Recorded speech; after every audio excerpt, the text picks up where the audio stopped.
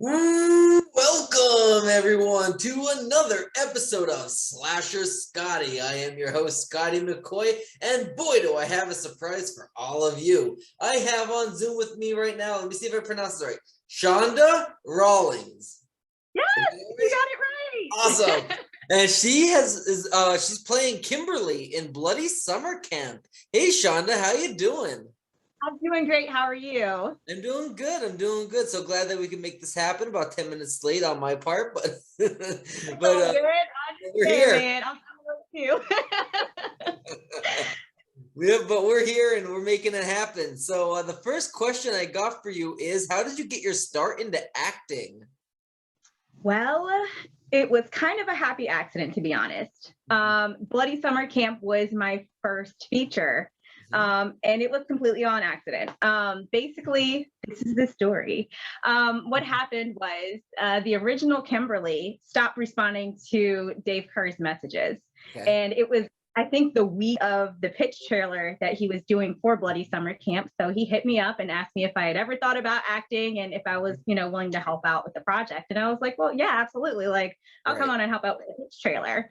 So, I did it, had a great time, and I thought that was just kind of going to be it for me. I just did this to help out. Well, he messaged me the next month because I thought they were going to go through and do auditions for the part. And he was like, so it's yours if you want it. I really enjoyed how you did this part, and I couldn't imagine anybody else doing it now. And I was like, yes.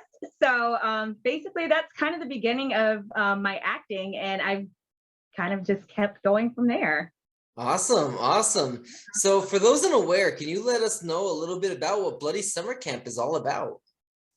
All right. So it is set in 1986, and it follows camp counselors going to Camp Trust Fall about a week before the kids get there. And as time goes on, people start dropping like flies.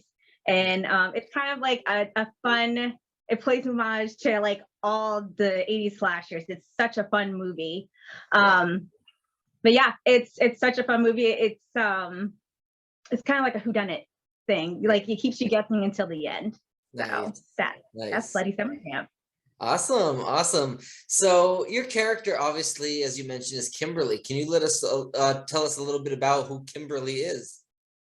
Kimberly is the best friend of Tiffany, who is the main character. Kimberly does not want to go to camp. She is a partier. She's sassy. Like she doesn't want to be there. She wants to chase boys and smoke weed and drink and, pretty much everything opposite that her friend wants to do. So that's my character. I try to get into whatever I can.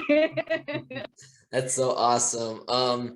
So do you have any interesting stories from being on set of Bloody Summer Camp? Oh my goodness. Every weekend that we filmed, a different story came out of. Nice. I can't even pick one, to be honest. Like it was such a blast doing it.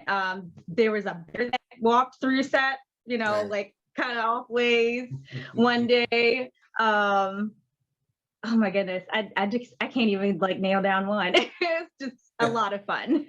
That's awesome. Yeah, and I love slasher movies and I love whodunits. So this seems like to be kind of like a Friday the 13th meets Scream. Yes. Yeah. I can't wait for you to see it. I can't wait to see it. This is one of the movies in the indie horror movies that I haven't seen yet. I just had Matthew Sharp on from Bloody Summer Camp. I had him on yesterday. Oh, awesome. Yeah, I had Cody Falk on as well back in June, I believe. So yeah. Gotcha. Yep. So I also had Dave Kerr on, and he directed this movie. Can you let us know a little bit about Dave Kerr? How was he as a director? Oh, he's fantastic. Very, very talented man. He's definitely somebody that knows what he wants. He's very honest. He also makes filming a lot of fun too. He's fantastic. Nice. That's awesome. So what was the best part about filming Bloody Summer Camp, and what was the worst? The best and the worst.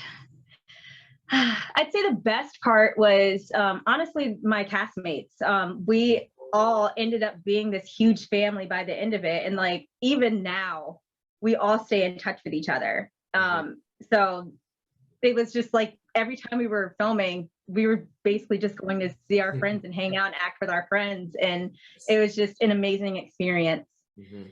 And as far as the worst, I would say probably COVID, just because it put a wrench in so many things. Like, but then again, I guess it was kind of a mixed blessing too, because it Mhm. ended up awesome.